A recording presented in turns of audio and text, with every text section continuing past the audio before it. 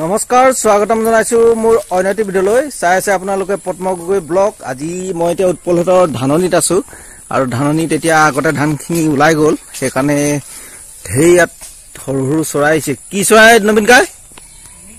আৰু ইয়াত নবীন কাই কোৰ মাৰি আছে। টুনি চৰাই আহিছে। টুনি চৰাইৰ কাৰণে টিং এটা বান্ধি দিয়া হৈছিল, সেইটো টিংটো, আৰু টিংটো হৈ পৰিলে। এতিয়া টিং এখন বান্ধি থোৱা আছে। এইপিনে চোলা ফটা আহিফালে য'ত ত'ত লগাই দিয়া হৈছে। আৰু এইডাল টানি দিলে, এই ৰছীডাল দেখিছে নহয়, এই ৰছীডাল টানি দিলে মানে এইখন লৈ যাব, চৰাইখিনি উৰি যাব। তেতিয়া হেইয়া টুনি চৰাই উৰি গ'ল, হেইয়া এনেধৰণে মানে কৈ দিলে মানে চব ওলাই যায়, টুনি চৰাইখিনি উৰি যায়। আৰু এতিয়া গোটা গোটা হৈ গ'ল ধানখিনি, ধুনীয়াকৈ ওলাই গ'ল, ওখ হ'ল, যথেষ্ট ওখ হৈছে।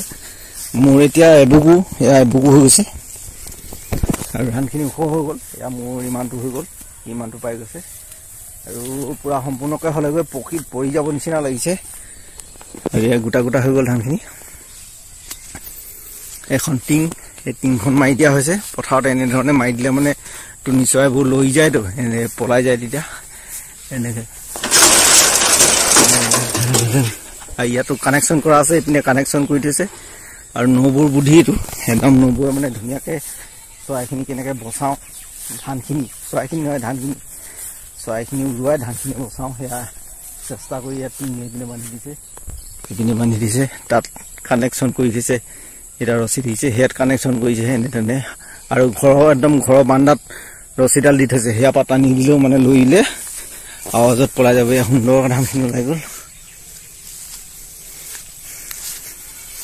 আৰু সেইফালে মোৰ আগত দাংবডি দি থোৱা আছে, দাংবডিখিনি নোলালে ভালকে, যিহেতু বৰষুণ আমাৰ ইয়াত পুৰা বৰষুণ দি আছে, সদায় বৰষুণ।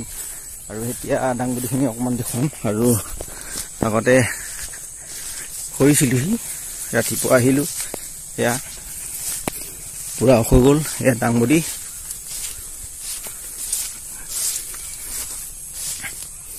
এজোপা ধান গছ ইয়াত ধুনীয়াকৈ ওলাই পৰিলে, এজোপা মাটি কলাই গছ, এয়া দাংবডি দি থোৱা আছে, এই দাংবডিখিনি। আৰু এইফালে ভেন্দি দি থোৱা আছে, এই ভেন্দিখিনি গোটেই লাইনটো এতিয়া ফুলিব। আৰু আগত এনেধৰণে সেইডোখৰতে ৰুব লাগিব। আৰু এতিয়া আমাৰ অসম বিশ্ববিদ্যালয়ৰ পৰা আমাৰ কৃষকৰ কাৰণে গুটি আহিব 5 তাৰিখে। গুটিখিনি আহিলে, বিতৰণ কৰা নাই। আৰু ছাৰহেঁতি আহি পিনে আমাৰ ইয়াত বিতৰণ কৰিবহি, 5 তাৰিখে বিতৰণ কৰিম বুলি কৈছে। আৰু তেতিয়া মানে ধানখিনি দোৱাৰ পিছত ৰুব লাগিব, আৰু সেয়াটো ৰুব লাগিব অলপ। এনেধৰণে এইডোখৰতে খেতি কৰোঁ, আৰু ইপিনে ৰুব লাগিব এই ধানখিনি দাই। আৰু আগত ইপিনে দীঘলা কাইদৰ এইবাৰ খেতিটো একদম বেয়া, ভৰিটোত মানে হুল এটা সোমাইছিলে বুলি কৈছে, আৰু পথাৰলৈ আহিব নোৱাৰিলে। হেৰি একদম খেতি বেয়া হৈ গ'ল দীঘলা ককাইদেউৰ ভাগৰ। আৰু মোৰ উৎপলটো ভালেই হৈছে। এয়া ককাইদেউৰ একদম বেয়া ৰোৱানি। ইয়াত কি ধান হ'ব? ধান এডাল দুডাল ওলাইছে আৰু কাম নাই, এইবোৰ ওলালেও নহ'ব। আমাৰ ইয়াত কঠীয়া দিলিটো মানে ধানটো ওলাই গ'ল। কঠীয়া দিলি মানে ৰোৱা নাই, যিবিলাক থাকি যায়, সেই থাকি যোৱা ধানখিনি মানে ধান ওলাই গ'ল। ছিগিলে মানে শিকলি ছিগে বুলি কয় যে, শিকলি ছিগিলে মানে ধানখিনি থাকি যোৱা শিকলিছে আকৌ পোখা মেলি তাত ধান ওলাই গৈছে। অলপ দেখুৱাই দিছোঁ বাৰু আপোনালোকে বিশ্বাস নকৰে যদি। আৰু শিকলি ছিগি গ'লে মানে ধানখিনি আকৌ ৰুবলৈ দৰকাৰ নাই, আপোনালোকে এইটো বুদ্ধি কৰিব পাৰিব।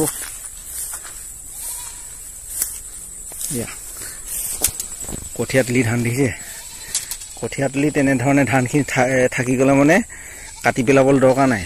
এই মানে ইয়াতে আকৌ ধুনীয়াকৈ ওলাই যায়। ইয়াত সাৰ দিয়া নাই, তথাপিতো ধুনীয়াকৈ ওলাই গ'ল, দেখিছে। ইয়াত হাল চাল বোৱা নাই, এনেকৈ যিখিনি থাকি গ'ল সেইখিনিয়ে মানে আকৌ ধুনীয়াকৈ ধান ওলাই গৈছে। আৰু আজিলৈ ভিডিঅ'টো ইমানতে সামৰি দিলোঁ। যদি ভিডিঅ'টো চাই ভাল লাগিলে তেনেহ'লে লাইক এটা কৰি দিব, আৰু যিসকলে মোৰ চেনেলটোলৈ নতুনকৈ আহিছে ছাবস্ক্ৰাইব কৰি ল'ব বুলি মই আশা কৰিছোঁ। ধন্যবাদ।